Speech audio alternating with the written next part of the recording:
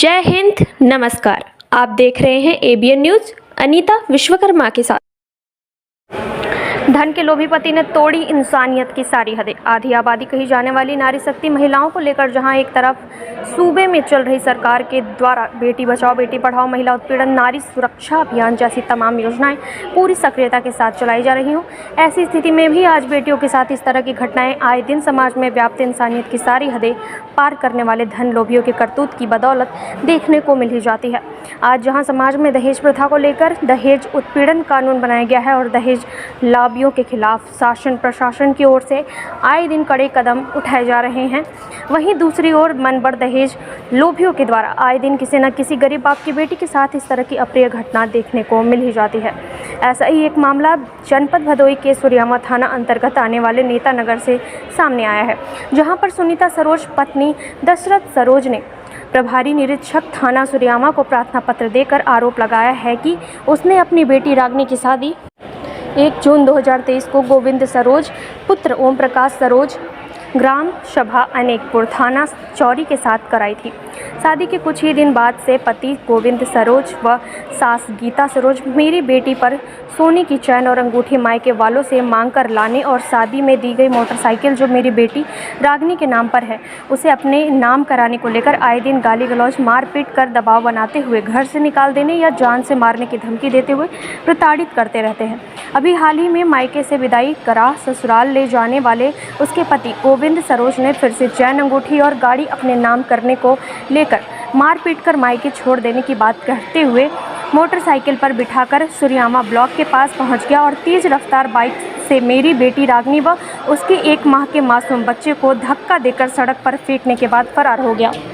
तेज रफ्तार से चल रही बाइक से गिरने की वजह से दोनों गंभीर रूप से घायल हो गए। भारतीय जनता पार्टी महिला मोर्चा की सक्रिय सदस्य व समाज सेविका रीना श्रीवास्तव के साथ पीड़ित रागिनी ने आप बीती बताते हुए क्या कुछ कहा, सुनने के लिए आइए रुक करते हैं भदोई की ओर। देखते हैं राष्ट्र की बात राजेश तिवारी के साथ। क्या नाम है? रागिनी। क्या नाम है? बस कोई बात नहीं, बस यही खाने पीने झगड़ा होती घर को, वही दहेज मांगती थी। मेरी मम्मी पापा गरीब थी इसलिए नहीं दे पाए ना, लोग झगड़ा करते हैं, मुठी नहीं दी तुम्हारे पापा, गाड़ी नहीं दी तुम्हारे नाम पे है गाड़ी, हमारे नाम पे क्यों नहीं है, इसी बात पे रोज झगड़ा करते मारपीट करते हैं। कितने दिन से बात कर रहे हैं? ये शादी पे गए थे तभी पे पहले झगड़ा करते हैं। कल क्या घटना हुई है? कल कोई बात नहीं थी, बस यही बात लेकर झगड़ा, गाड़ी क्यों तुम्हारे नाम पर है, हमारे नाम पर क्यों नहीं है। क्या हुआ आपके साथ? वही बस झगड़ा होने के बाद मारे हमको, बोले तुम्हारे नहीं मायके छोड़ देंगे, मायके छोड़ने आए तो नारा लेकर घूम रहे थे, 3-4 चक्कर वहीं पे लगाए थे, छुरी भी दिखाए हमको वहीं। फिर यहाँ घर पर भी आए लेकिन छोड़े नहीं हमारे, दूर जाकर हमको धक्का देते हैं। कहाँ पे ले जाते? यहाँ पावर हाउस सरकारी ब्लॉक के पास में। चोट लगी है बच्चे को? बच्चे को भी लगी, हमको भी लगी। छोड़ के रुके नहीं? नहीं रुके, नहीं चले गए यहाँ से। क्या चाहती है?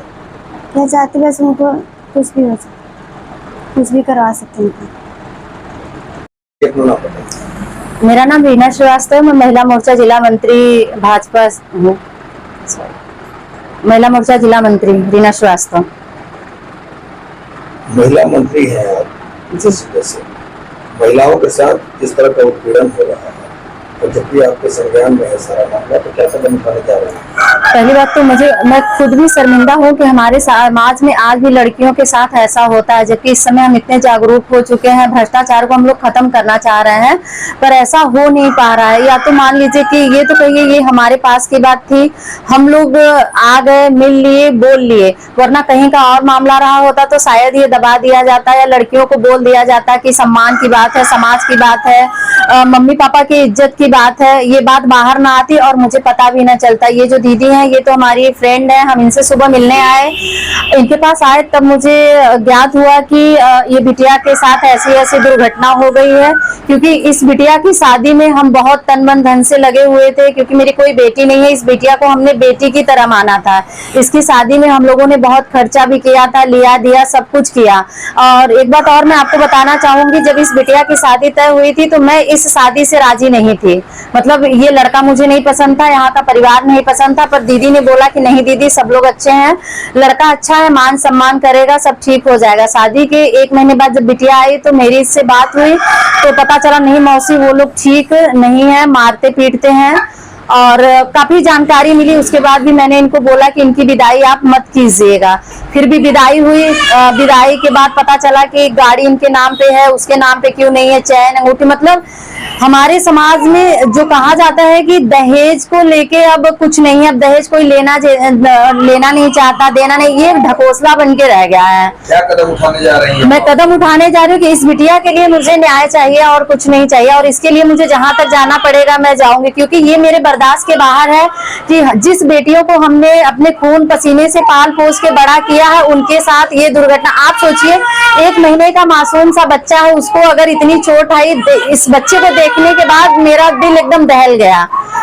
आप महिला मोर्चा की मंत्री बता रही है भारतीय जनता पार्टी जी जी की सरकार देश में और प्रदेश में दोनों जगह आपकी सरकार। जी जी जी तो इस तरह की घटना पर जहाँ सरकार आपकी रोक लगाने के लिए है, जी, तो आगे क्या कदम उठाने जा रही है? किस तरह से ऐसी घटनाएं क्यों हो रही हैं? ऐसी घटनाएं इसीलिए हो रही है, देखिए एक तो जो जैसे मैंने आपको अभी बताया कि जो हम सोच रहे हैं दहेज लेना और देना दोनों जुर्म है, तो ये जुर्म हम गरीबों के लिए है, इन जैसे लोगों के लिए है, हमारे लिए है, क्योंकि जो बड़े लोग हैं आज भी वो दहेज को आगे रखते हैं। अगर कहीं शादी तय होती है तो ये 5 लाख ले लो, 10 लाख ले लो, गाड़ी ले लो, 4 व्हीलर बढ़ावा हम देते हैं। उनके साथ तो कुछ भला बुरा नहीं होता, लेकिन हमारी बेटियों के साथ भला बुरा होता है, जिसे बर्दाश्त अब नहीं किया जाएगा, जिसके लिए मैं अभी थाने पे जा रही हूँ। वहां भी मैंने बात कर लिया है। लड़की की माँ आई थी, वो एकदम जिद पे थी कि मुझे बेटी चाहिए, बहू चाहिए, बेटा चाहिए।